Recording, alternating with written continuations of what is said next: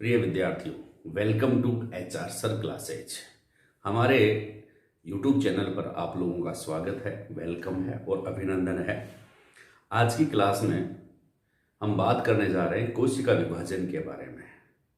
यह क्लास उन स्टूडेंट्स के लिए इम्पोर्टेंट रहेगी जो रीट की तैयारी कर रहे हैं, जो नीट की तैयारी कर रहे हैं, जो फर्स्ट ग्रेड की तैयारी कर रहे हैं या बायोलॉजी से संबंधित किसी भी कंपटीशन में भाग ले रहे हैं।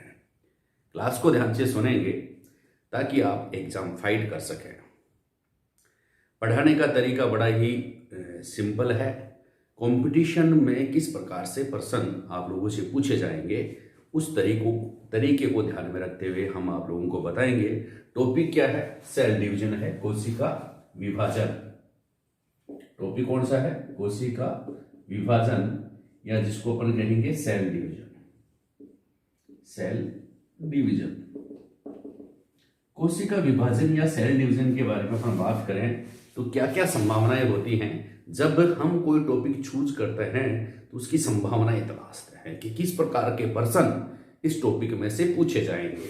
तो मैं आपको बता दूं कि सेल डिवीजन या कोशिका विभाजन जो है उसकी कई संभावनाएं हैं प्रश्न बनने की या प्रश्न पूछे जाने की। कौन कौन सी संभावनाएं हैं? नंबर एक तो इससे संबंधित हिस्ट्री जो है क्या है, कि कौन कौन से साइंटिस्ट हैं जिन्होंने सेल डिवीजन से संबंधित महत्वपूर्ण खोजें की हैं। एक तो प्रश्न इस प्रकार से बन जाएगा। दूसरी, इसके टॉपिक्स या इसके तथ्य कौन कौन से हैं, क्या क्या विशेषताएं हैं, कौन कौन से प्रकार हैं, वहां से प्रत्येक बिंदु के प्रत्येक टॉपिक की कुछ खास बातें या विशेषताएं जो होती हैं वहां से प्रश्न बनते हैं।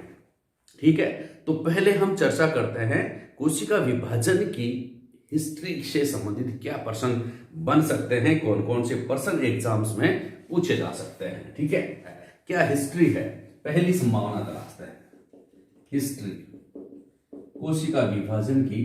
तो हिस्ट्री को मैं याद ही करवा दूंगा आप लोगों को अगर आप ध्यान से सुनेंगे। तो देखिए, कोशिका विभाजन की हिस्ट्री क्या है, कुछ साइंटिस्ट के नाम में लिखूंगा, वो आप ध्यान में रखेंगे क्योंकि इन साइंटिस्ट के नामों से और इनकी महत्वपूर्ण खोजों से, इनकी महत्वपूर्ण बातों से संबंधित प्रश्न बनते हैं।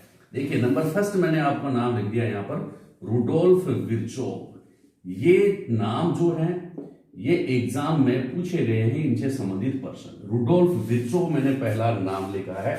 दूसरा मैं नाम लिख रहा हूं बोर्ड पे, डब्ल्यू फ्लेमिंग, जिसको वाल्टर फ्लेमिंग भी कहते हैं, डब्ल्यू फ्लेमिंग। दूसरा मैंने नाम लिख दिया है डब्ल्यू फ्लेमिंग का।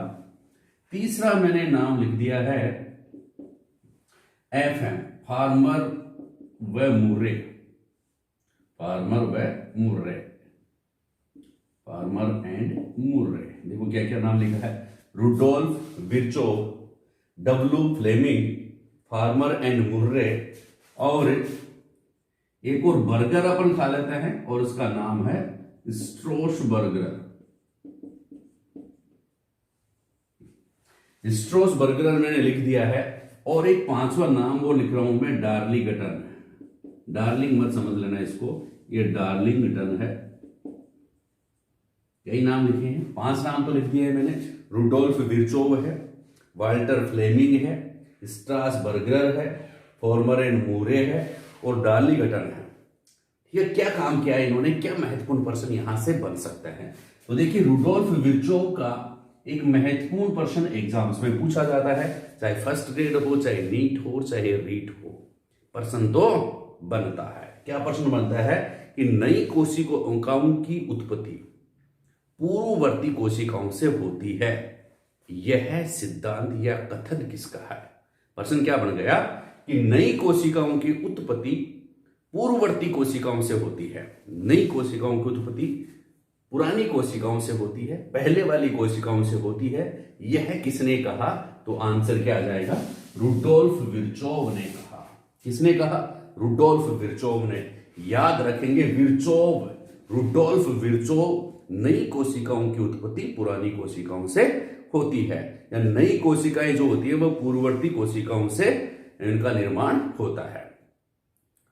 समझ गए? इसका मतलब क्या है? कोशिका विभाजन होता है जब कोशिकाओं में विभाजन होता है तब ही नई कोशिकाएं बनती हैं।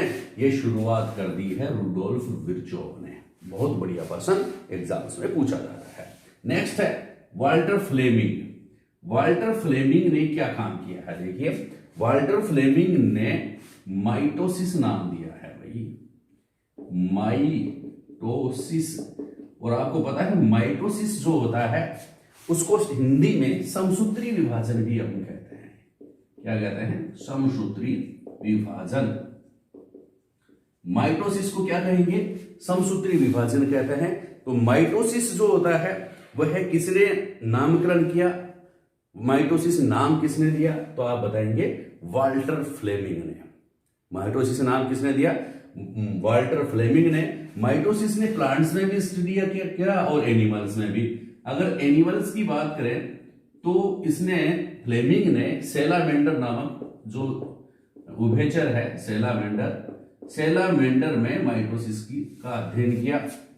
और प्लांट्स की अगर बात करें, ठीक है, तो प्याज की जो जड़ है या जिसको अपन कहेंगे प्याज का मूलाग्र, ध्यान में रखेंगे, प्याज के मूलाग्र में माइटोसिस का अध्ययन किया, माइटोसिस की को स्टडी किया।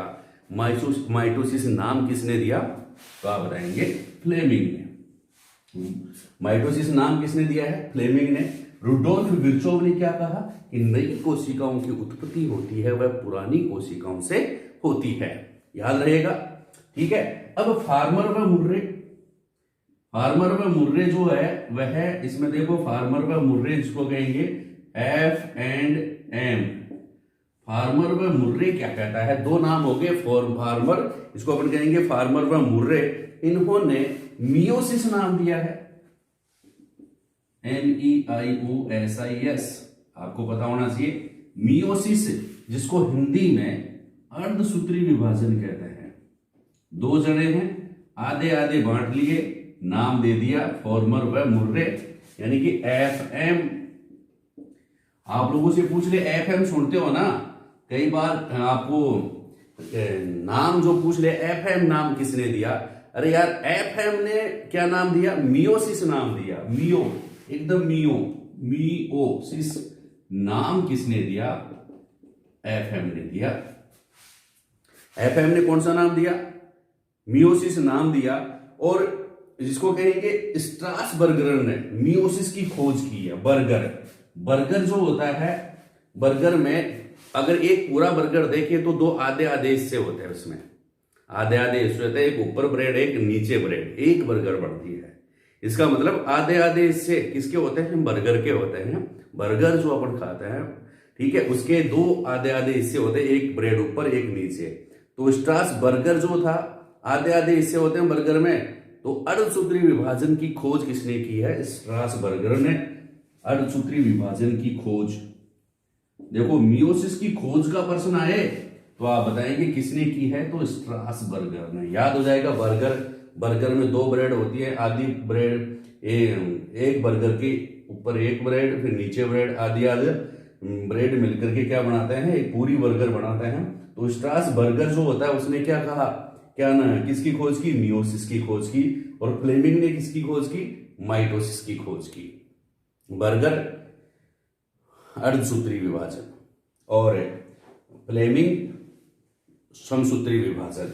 डार्लिंगटन में क्या कहा? डार्लिंगटन से भी महत्वपूर्ण प्रश्न आता है कि डार्लिंगटन से संबंधित महत्वपूर्ण प्रश्न यह है कि डार्लिंगटन ने कोशिका विभाजन के दौरान गुणसूत्रों की गति, गुणसूत्र कैसे गति करते हैं विपरीत ध्रुवों की ओर, इसका अध्ययन किया डार्लिंगटन ने। डार्लिंग गति करती है, यह ध्यान में रखना, डार्लिंग गति करती है। यानी कि डार्लिंगटन जो है उसने क्या कहा कि गुणसूत्र, कोशिका विभाजन के समय गुणसूत्रों की गति का अध्ययन किसने किया? डार्लिंगटन ने किया। कुछ खास बातें सेल डिवीजन के से संबंधित हिस्ट्री की, कुछ साइंटिस्ट के नाम जो एग्जाम्स में पूछे जा सकते हैं आपके सामने ये हैं।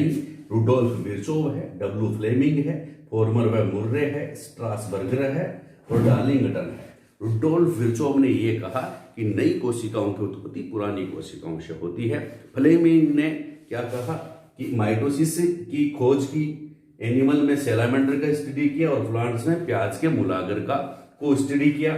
ठीक है, फ्लेमिंग ने डब्ल्यू फ्लेमिंग यानी कि वाल्टर फ्लेमिंग ने माइटोसिस नाम दिया। और स्ट्रासबर्गर ने क्या किया, मियोसिस की खोज की। मियोसिस के साथ साथ इसने प्रोफेज, मेटाफेज, एनाफेज, टीलोफेज जो प्रावस्थाएं हैं, अर्धसूत्री विभाजन के विभिन्न प्रावस्थाओं के नाम भी इन्होंने रखे स्ट्रासबर्गर ने। कौन कौन सी हैं? प्रोफेज है, ये कोशिका विभाजन की विभिन्न अवस्थाएं हैं, प्रोफेज है, मेटाफेज है। पूछ ले एग्जाम्स में, कोई पूछ ले कि प्रोफेज, मेटाफेज, एनाफेज या टीलोफेज का नाम किसने दिया? तो इस बर्गर खाने वाले ने दिया। बर्गर अगर आप खाओगे, कोई एक और आ गया फ्रेंड तो आदि बर्गर उसको भी दे दोगे ना, एक ब्रेड उतार करके, वो भी खा लेगा। तो आदि ब्रेड यानी कि अर्धसूत्री विभाजन की खोज स्ट्रासबर्गर ने की, लेकिन नाम मियोसिस नाम जो दिया गया वह एफएम ने दिया, एफएम नाम दिया। ये ध्यान में रखना, किसका नाम दिया? अर्धसूत्री विभाजन या मियोसिस नाम किसने दिया? फॉर्मर व मुर्रे ने। अर्धसूत्री विभाजन की खोज किसने की? स्ट्रासबर्गर ने। डार्लिंगटन ने क्या कहा? कोशिका किसकी खोज की? कोशिका विभाजन के समय गुणसूत्रों की गति का अध्ययन डार्लिंगटन ने किया, उसकी खोज डार्लिंगटन ने की। अब हम बात करने जा रहे हैं कोशिका चक्र की, जो महत्वपूर्ण बात है, महत्वपूर्ण इंपॉर्टेंट बातें हैं, उसकी हम चर्चा करेंगे, फिर क्लास को फिनिश करेंगे। देखिए, कोई भी जो कोशिका विभाजन जो होता है, या एक कोशिका से जब नई कोशिकाएं बनती हैं तो उसको हम मुख्यतः कोशिका चक्र कहते हैं। क्या कहते हैं? कोशिका चक्र। आप ध्यान में रखेंगे, कोशिका चक्र।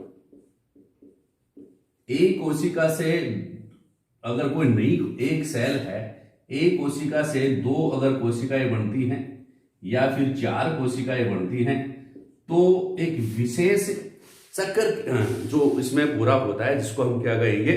कोशिका चक्र कहेंगे। कोशिका विभाजन एक चक्रीय प्रवावस्था है। कहने का मतलब क्या हो गया? कोशिका विभाजन एक चक्रीय प्रवावस्था है, जिसे कोशिका चक्र कहते हैं। और कोशिका चक्र की दो अवस्थाएं, इसको दो अवस्थाओं में हम डिवाइड करते हैं। कौन कौन सी अवस्थाएं हैं भाई? नंबर एक, इंटरफेज। कोशिका चक्र की एक विशेष अवस्था जो है उसको कहते हैं इंटरफेज, या हिंदी में इसको अंतरावस्था कहेंगे। इंटरफेज या अंतरावस्था। आगे बात समझ में। और दूसरा है विभाजन अवस्था।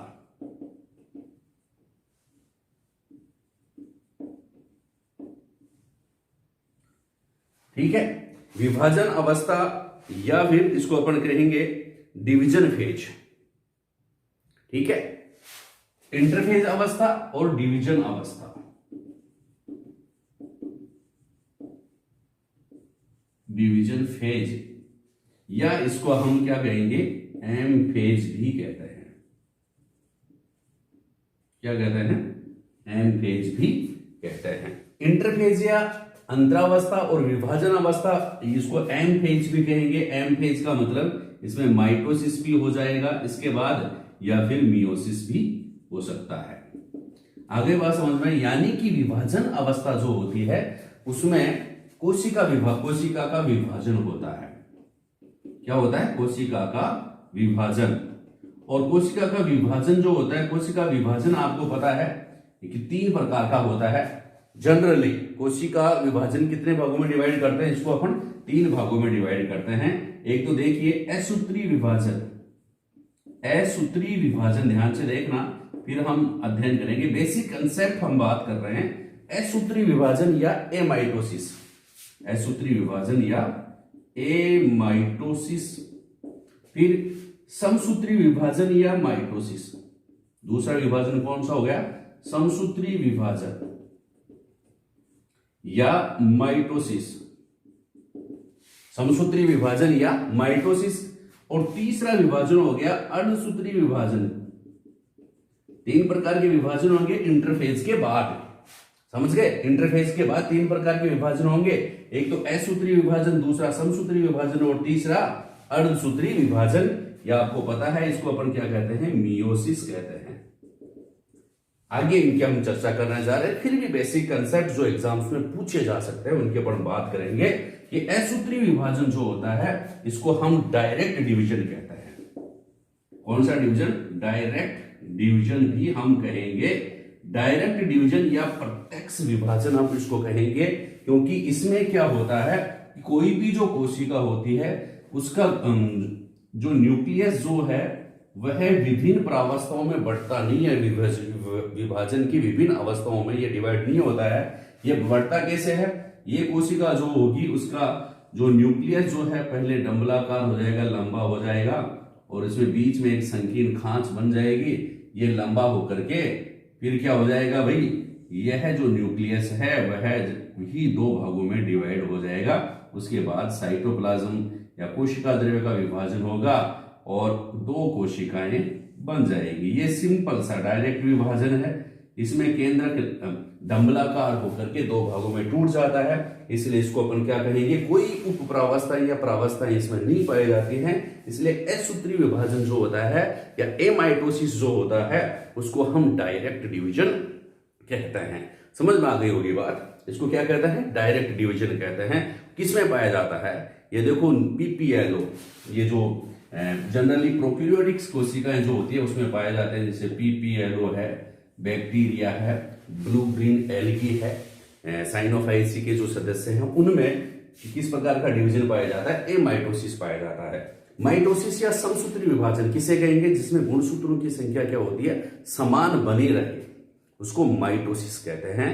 लेकिन यह किस प्रकार का डिवीजन है, इनडायरेक्ट डिवीजन है।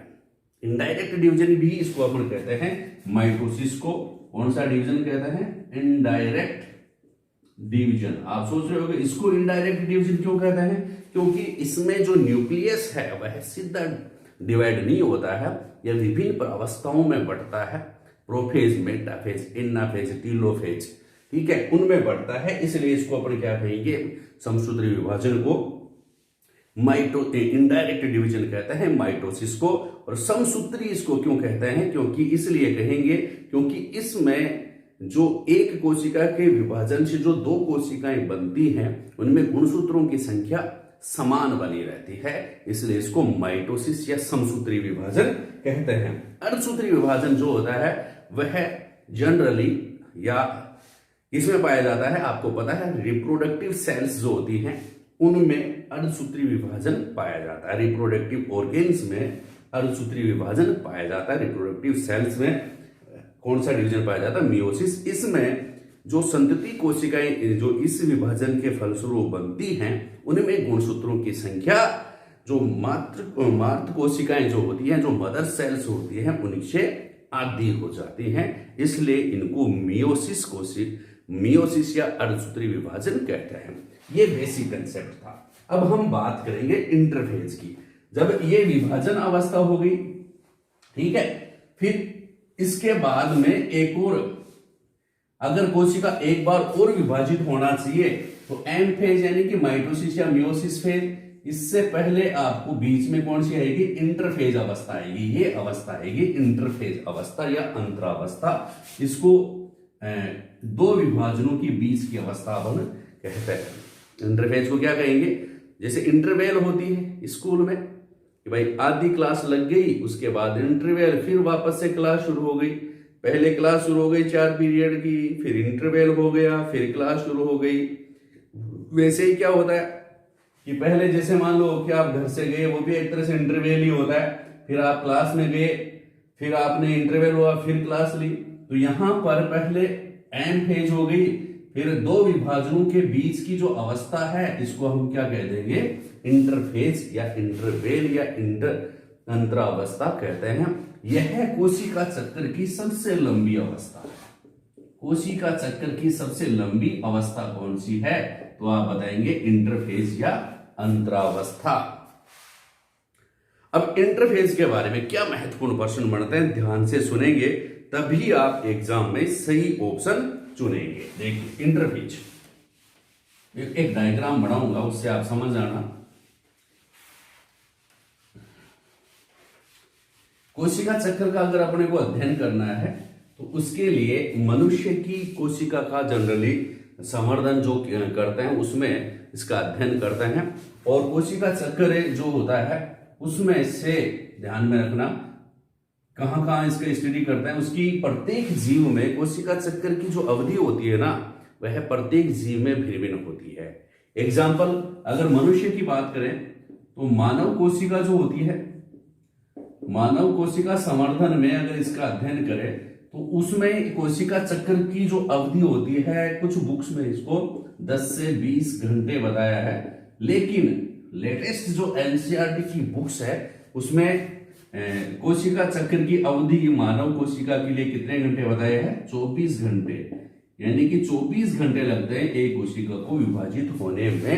एनसीईआरटी 11th क्लास बायोलॉजी, ठीक है, उसके चैप्टर में ये बता रखा है। फिर अपन बात करें ईस्ट YEAST, भाई मनुष्य में कोशिका चक्र मनुष्य की कोशिका जो होती है उसमें यानी कि यूकेरियोटिक सेल्स में कोशिका चक्र की अवधि होती है 10 से 20 घंटे, जनरली अदर बुक्स में बता रखा है, और एनसीईआरटी में 24 घंटे होती है, एनसीईआरटी बुक्स 11th क्लास की के अनुसार। और ईस्ट जो कोशिका है उसमें सिर्फ 90 मिनट होती है, यानी कि ईस्ट कोशिकाएं जल्दी से विभाजित होती हैं। 90 मिनट का मतलब सिर्फ 1 से ही 1/2 घंटे, यानी कि 1.5 घंटे का समय जो होता है 1.5 घंटे में ही एक ईस्ट कोशिका विभाजित हो जाती है।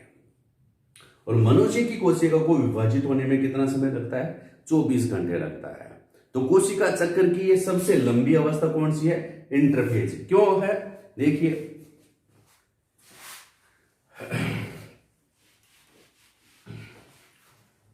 कोशिका चक्र को अपन अगर इस प्रकार से रिप्रेजेंट करें,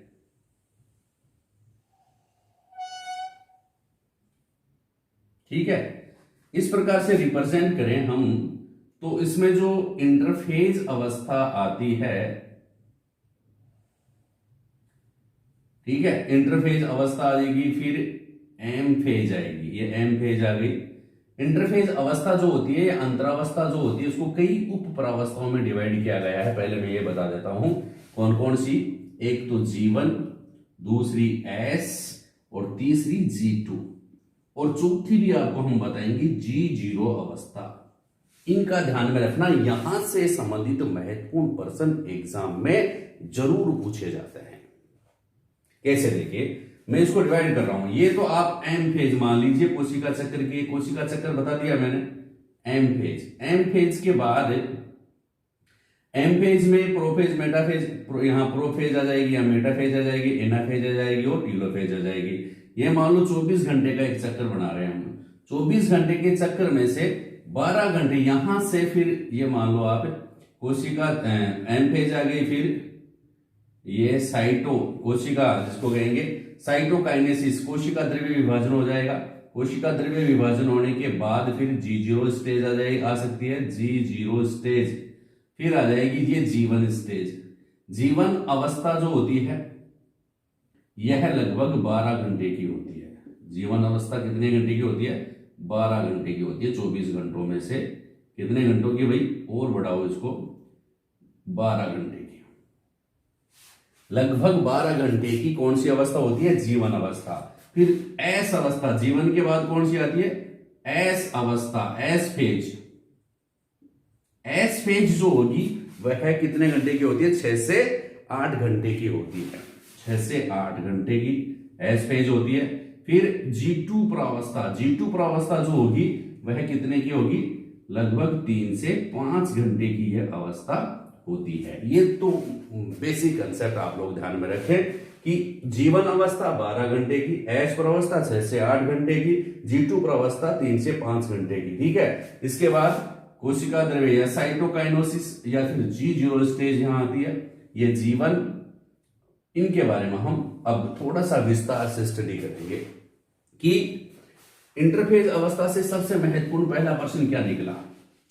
सबसे महत्वपूर्ण पहला प्रश्न ये निकला कि यह कोशिका विभाजन की कोशिका चक्र की सबसे लंबी अवस्था है, कौन सी, इंटरफेज। दूसरी महत्वपूर्ण बात मैंने आपको बताई कि इसको मुख्यतः 3 प्रावस्थाओं में हम डिवाइड करते हैं। पहला G1 प्रावस्था, दूसरा G1 प्रावस्था या अवस्था। दूसरी अवस्था जो है इसको एस प्रावस्था, और तीसरी प्रावस्था जो है इसकी कौन सी, G2 प्रावस्था। अब बहुत महत्वपूर्ण पर्सन इससे संबंधित इसमें बन जाते हैं। कौन कौन से देखते हैं, चर्चा करते हैं। देखिए नंबर फर्स्ट पे हम देखेंगे कोशिका चक्कर की जो इंटरफेज अवस्था है उसको हम 3 भागों में डिवाइड करते हैं। एक तो G1 प्रावस्था, दूसरा एस प्रावस्था और तीसरी G2 प्रावस्था। इन तीनों में से क्या क्या पर्सन बन सकते हैं उनकी हम चर्चा करेंगे। देखिए नंबर फर्स्ट G1 प्रावस्था से संबंधित क्या मुख्य पार्ट है। जीवन प्रावस्था या अवस्था, जीवन फेज। ठीक है, जीवन फेज में क्या होता है कि पहले मैं अब आपको बता दूं कि जीवन ग्रोथ फेज या गैप फेज फर्स्ट भी इसको कहते हैं। क्या क्या और खास बात इसमें से बनती है। जीवन प्रावस्था जो होती है उसमें टाइम तो आपको पता है, लगभग मनुष्य में अगर 12 घंटे का कोशिका चक्कर होता है 24 घंटे का, तो इसमें ये 12 घंटे का समय इसमें लगता है। किस अवस्था में, जीवन प्रावस्था में। इसको गैप स्टेज भी अपन कहते हैं, गैप स्टेज फर्स्ट भी अपन कहते हैं। आगे बात समझ में। एक और इसमें क्या होता है, इसको डीएनए सिंथेसिस से पहले की अवस्था यह है, यानी कि डीएनए के संश्लेषण के लिए आवश्यक प्रोटीन का जो संश्लेषण जो होता है वह किसमें होता है, जीवन फेज में। दूसरी खास बात, डीएनए संश्लेषण के लिए आवश्यक पदार्थों का निर्माण किसमें होता है, जीवन फेज में। क्या लिखेंगे, डीएनए संश्लेषण, डीएनए संश्लेषण के लिए आवश्यक प्रोटीन, आवश्यक पदार्थों का निर्माण किसमें होता है, जीवन प्रावस्था में होता है। क्या बात हो गई कि डीएनए संश्लेषण के लिए आवश्यक पदार्थों का संश्लेषण कौन सी अवस्था में होता है, डीएनए संश्लेषण, डीएनए सिंथेसिस के लिए, डीएनए रेप्लिकेशन के लिए आवश्यक पदार्थों का निर्माण होता है किसमें, जीवन प्रावस्था में। डीएनए रेप्लिकेशन नहीं होता, डीएनए का फॉर्मेशन जीवन फेज में नहीं होता है, इसलिए इसको प्री डीएनए सिंथेसिस फेज भी कहते हैं। क्या कहते हैं इसको, प्री डीएनए सिंथेसिस फेज भी अपन कहेंगे। तो इसका एक और नाम है जीवन फेज का, क्या, pre DNA synthesis phase, pre DNA synthesis phase भी हम कहेंगे, प्री डीएनए सिंथेसिस फेज भी हम कहेंगे। 12 घंटे लगभग इसमें समय लगता है, और जिसको इंटरफेज की सबसे लंबी प्रावस्था है। फिर डीएनए संश्लेषण के लिए, डीएनए सिंथेसिस के लिए, डीएनए रेप्लिकेशन के लिए आवश्यक पदार्थों का निर्माण इसमें होता है, और इसे प्री डीएनए सिंथेसिस फेज भी हम कहते हैं, प्री डीएनए सिंथेसिस फेज भी कहते हैं। आरएनए व प्रोटीन्स का निर्माण किसके लिए, डीएनए के लिए जो आरएनए एंड प्रोटीन्स का सिंथेसिस किस अवस्था में होता है, जीवन फेज में होता है। नेक्स्ट अपन बात करेंगे G2 फेज की, एस प्रावस्था की, सॉरी एस प्रावस्था, जिसे नाम से ही है, एस का मतलब होता है सिंथेसिस। सिंथेसिस किसका, यहां पर किसका सिंथेसिस होगा, डीएनए का संश्लेषण होगा। किसका होगा, डीएनए संश्लेषण। तो डीएनए का संश्लेषण कौन सी अवस्था में होता है, बहुत बार प्रश्न आ जाता है, तो एस प्रावस्था। दूसरी प्रावस्था कौन सी है, इंटरफेज की, एस प्रावस्था। सिंपल सी बातें हैं। एस प्रावस्था का नाम से स्पष्ट है, सिंथेसाइज, जिसमें डीएनए का रेप्लिकेशन होता है। खास बात देखिए, क्या बात है, डीएनए का रेप्लिकेशन। ये डीएनए का रेप्लिकेशन कहां हो रहा है भाई, न्यूक्लियस में हो रहा है, केंद्रक में हो रहा है। ठीक है, तो पहले केंद्रक विभाजन होगा ना, उसके बाद कोशिका द्रव्य विभाजन होगा। तो केंद्रक में डीएनए का रेप्लिकेशन हो रहा है, कौन सी प्रावस्था में, एस प्रावस्था में। बहुत बार प्रश्न आ जाता है, इसलिए इसको सिंथेसाइज प्रावस्था या एस प्रावस्था भी हम कहते हैं। इसमें जब डीएनए का रेप्लिकेशन होता है तो इसमें डीएनए की मात्रा दुगनी हो जाती है। डीएनए की मात्रा कौन सी अवस्था में दुगनी होती है, डीएनए की मात्रा दुगुनी, और अगर सही कहें तो दोगुनी हो जाती है डीएनए की मात्रा, कौन सी अवस्थाओं में, एस प्रावस्थाओं में। आप ये ध्यान में रखना कि इसमें गुणसूत्रों की संख्या दुगनी नहीं होती है। मान लो यहां पर क्या होता क्या है इसमें कि डीएनए अगर 2C है तो ये इसका जस्ट डबल हो जाएगा, 4C इसकी मात्रा हो जाएगी। समझ गए ना, यानी कि इस प्रावस्था में डीएनए की मात्रा बढ़ती है, न की संख्या, गुणसूत्रों की संख्या। गुणसूत्रों की संख्या में इस अवस्था में कोई परिवर्तन नहीं होता, केवल उसकी मात्रा में बढ़ोतरी होती है। डीएनए की जो मात्रा है, डीएनए का रेप्लिकेशन हो जाएगा, उसकी मात्रा में क्या हो जाएगी, कार्बनिक पदार्थों की मात्रा में क्या हो जाएगी, बढ़ोतरी हो जाएगी। ठीक है। तीसरी इंपॉर्टेंट बात क्या है एस प्रावस्था की, कि अधिकांश हिस्टोन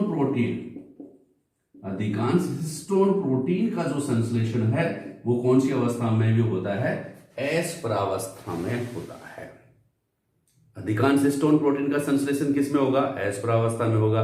लेकिन डीएनए संश्लेषण के लिए आवश्यक प्रोटीन का संश्लेषण भी किस में भी हो जाता है, G1 फेज में भी होता है। लेकिन हिस्टोन प्रोटीन, अधिकांश हिस्टोन प्रोटीन का संश्लेषण एस प्रावस्था में होता है। आगे बात समझ में, समय कितना लगता है इसमें, एस प्रावस्था में 6 से 8 घंटे का समय इसमें लगता है। कितने घंटे का समय लगता है, 6 से 8 घंटे का समय लगता है। एक और खास बात आप ध्यान में रखेंगे कि जब केंद्रक में डीएनए का रेप्लिकेशन हो रहा होता है, उसी समय कोशिका द्रव्य में यानी कि साइटोप्लाज्म में तारक केंद्र या सेंट्रोसोम या सेंट्रियोल जो होते हैं उनका रेप्लिकेशन होता है।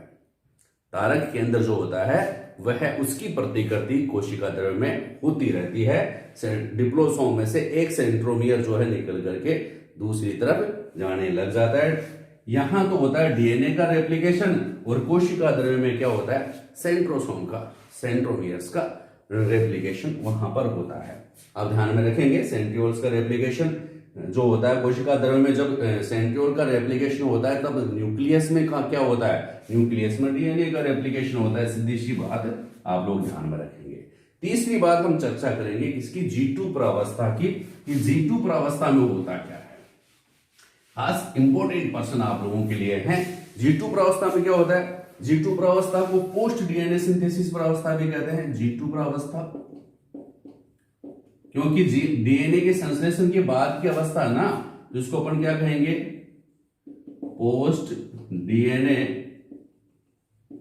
Synthesis stage, post DNA synthesis stage भी कहेंगे। G2 प्रावस्था जो होती है उसको पोस्ट डीएनए सिंथेसिस अवस्था भी हम कहेंगे।